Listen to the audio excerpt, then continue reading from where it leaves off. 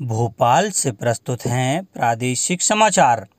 नमस्कार, समाचारों के साथ मैं जितेंद्र रघुवंशी। पहले मुख्य समाचार। स्वास्थ्य मंत्रालय ने राज्यों और केंद्र शासित प्रदेशों से आगामी त्योहारों के दौरान बड़ी संख्या में लोगों के एकत्र होने पर प्रतिबंध लगाने को कहा। कोवैक्सीन लगाने की अवधि में कोई परिवर्तन नहीं और प्रदेश में खनिजों से 156 करोड़ से ज़्यादा का राजस्व हासिल। अब समाचार विस्तार से। स्वास्थ्य मंत्रालय में अपर सचिव ने राज्यों और केंद्र शासित प्रदेशों के मुख्य सचिवों और प्रशासकों को पत्र लिखा है। इसमें होली, शब-ए बारात, बिहू, ईस्टर और ईद उल फित्र के दौरान बड़ी संख्या में लोगों के एकत्र होने पर प्रतिबंध लगाने को कहा गया है। अपर सचिव आरती आहूजा ने कहा कि इस समय कोई भी कोताही नहीं बरती जानी चाहिए।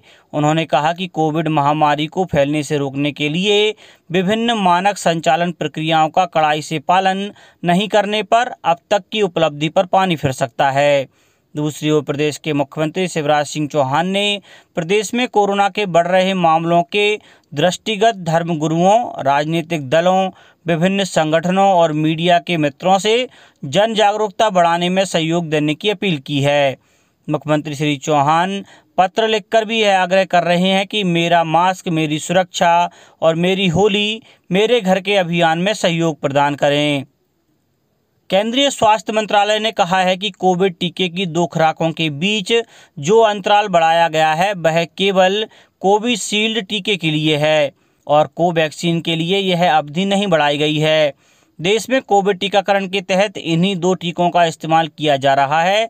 नई दिल्ली में मीडिया को संबोधित करते हुए केंद्रीय स्वास्थ्य सचिव राजेश भूषण ने कहा कि कोविशील्ड की 2 खुराकों के बीच अंतराल का पहला टीका लगने के बाद 4 से 8 सप्ताह कर दिया गया है। इससे पहले इस टीके की 2 खुराकों के बीच 4 से 6 सप्ताह का अंतर रखा जाता था। उन्होंने यह भी कहा कि कोवैक्सीन के मामले में 2 खुराकों के बीच अंतराल 4 से 6 सप्ताह का ही रहेगा। उन्होंने यह भी बताया कि सरकार ने 45 साल से अधिक उम्र के नागरिकों को भी आगामी 1 अप्रैल से कोविड टीका लगाने की अनुमति दे दी है और इसके लिए गंभीर बीमारी की शर्त हटा दी गई है। राजेश भूषण ने यह भी बताया कि 45 साल से अधिक उम्र के लोगों के लिए पंजीकरण 1 अप्रैल से शुरू हो जाएगा। प्रदेश के खनिज मंत्री बृजेंद्र प्रताप सिंह ने बताया कि भारत के 8 खनिज समृद्ध राज्यों में मध्य प्रदेश अग्रणी राज्य है। हीरा उत्पादन के मामले में प्रदेश को एकाधिकार प्राप्त है। इसके साथ ही ताम्र अयस्क, मैग्नीज उत्पादन में भी अन्य राज्यों से आगे है। रॉक फॉस्फेट और चूना पत्थर उत्पादन में दूसरे एवं कोयला उत्पादन के मामले में राष्ट्रीय स्तर पर चौथे स्थान पर है। मुख्यमंत्री शिवराज सिंह चौहान के नेतृत्व में खनिज विभाग ने कोरोना जैसी महामारी के दौर में प्रभावी कार्यवाही से इस वित्तीय वर्ष में अब तक 5,156 करोड़ रुपए से ज़्यादा का राजस्व हासिल किया है। मुख्यमंत्री श्री शिवराज सिंह चौहान की अध्यक्षता में कल हुई मंत्रिपरिषद की वर्चुअल बैठक में गांधी चिकित्सा महाविद्यालय भोपाल एवं संबद्ध चिकित्सालय में भारत सरकार की प्रधानमंत्री जन विकास कार्यक्रम के सहयोग से जनता को विशिष्ट चिकित्सकीय सुविधाओं के विस्तार से संबंधित निर्माण कार्य करने के लिए 316 करोड़ 96 लाख रुपए की स्वीकृति दी। मंत्रिपरिषद ने चिकित्सा महाविद्यालय सागर में वायरल रिसर्च डायग्नोस्टिक लैब की स्थापना के लिए 3 पदों के सृजन की प्रशासकीय स्वीकृति दी। मंत्रिपरिषद ने 2 पत्रकारों श्री सुनील तिवारी और श्री नरेंद्र कुलश्रेष्ठ की गंभीर बीमारी को विशेष परिस्थितियों में विशेष प्रकरण मानते हुए नियमों को शिथिल करते हुए सम्मान निधि देने का निर्णय लिया है। मंत्रिपरिषद ने मध्य प्रदेश नगरपालिका विधि संशोधन विधेयक 2021 का अनुमोदन किया। उक्त विधेयक में कॉलोनाइजर के रजिस्ट्रीकरण की प्रक्रिया, कॉलोनी विकास की अनुमति की प्रक्रिया को सुस्पष्ट एवं सरल किए जाने के लिए संशोधन प्रस्तावित किए गए हैं, जिससे प्राधिकृत कॉलोनियों के विकास को प्रोत्साहित किया जा सके।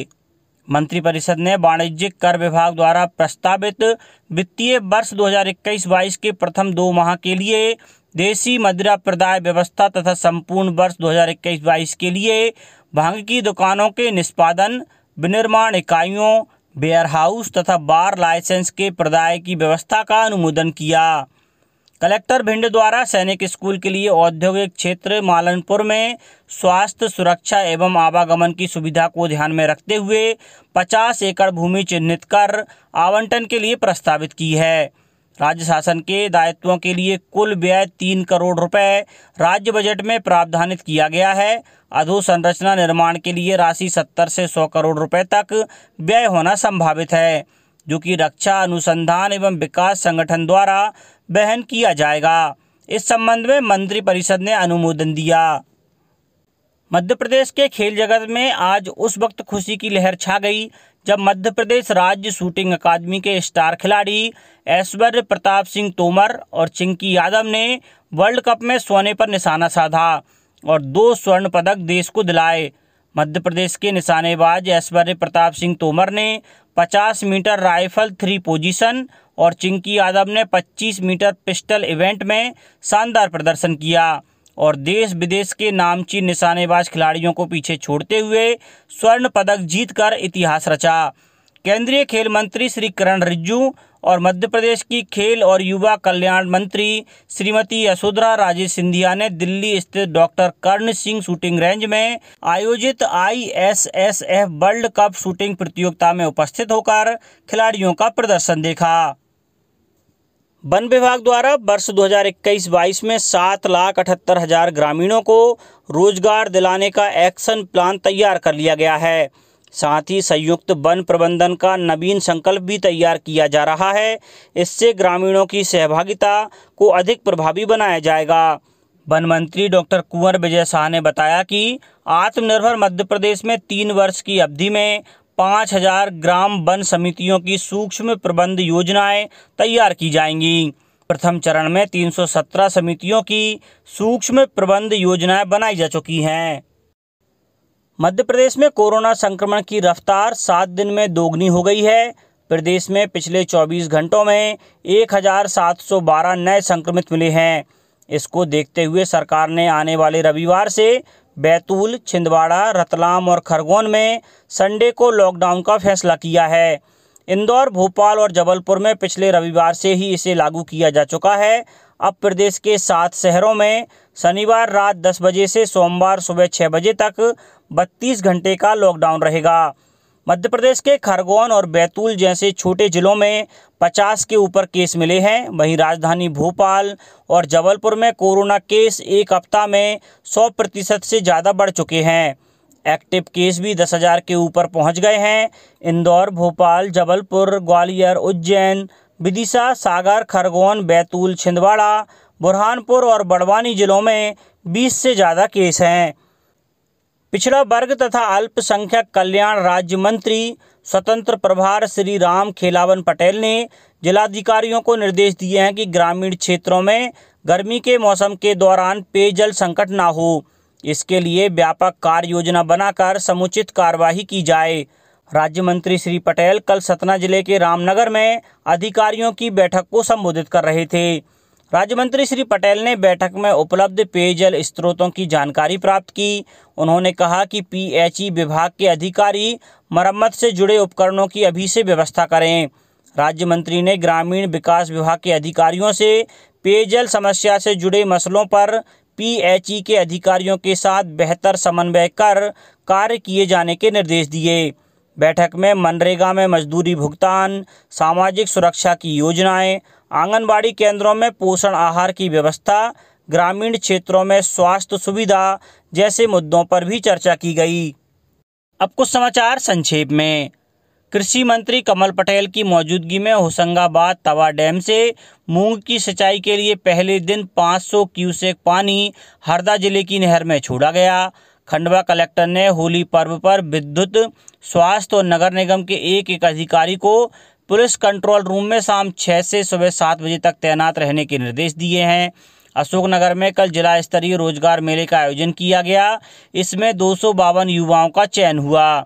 सीहोर जिला अस्पताल ऑनलाइन मूल्यांकन में प्रदेश के 5 अस्पतालों के राष्ट्रीय मापदंडों पर खरा पाया गया है। छिंदवाड़ा जिले में अभी तक लगभग 72,000 लोगों ने टीका लगवाया है। प्रदेश के सभी केंद्रीय जेलों में कल एक साथ हेल्थ कैंप का आयोजन हुआ। जबलपुर में 71 बंदियों को कोविड का पहला डोज लगाया गया। शहडोल पॉलिटेक्निक कॉलेज में जल्द ही paper and pulp industry course शुरू किया जाएगा और शिवपुरी में कल विश्व क्षय दिवस के मौके पर जागरूकता कार्यक्रम का आयोजन किया गया। अंत में मुख्य समाचार एक बार फिर। स्वास्थ्य मंत्रालय ने राज्यों और केंद्र शासित प्रदेशों से आगामी त्योहारों के दौरान बड़ी संख्या में लोगों के एकत्र होने पर प्रतिबंध लगाने को कहा। कोवैक्सीन लगाने की अवधि में कोई परिवर्तन नहीं और प्रदेश में खनिजों से 156 करोड़ से ज़्यादा का राजस्व हासिल। इस बुलेटिन में इतना ही। घर पर रहिए, सुरक्षित रहिए और सुनते रहिए प्रादेशिक समाचार। नमस्कार।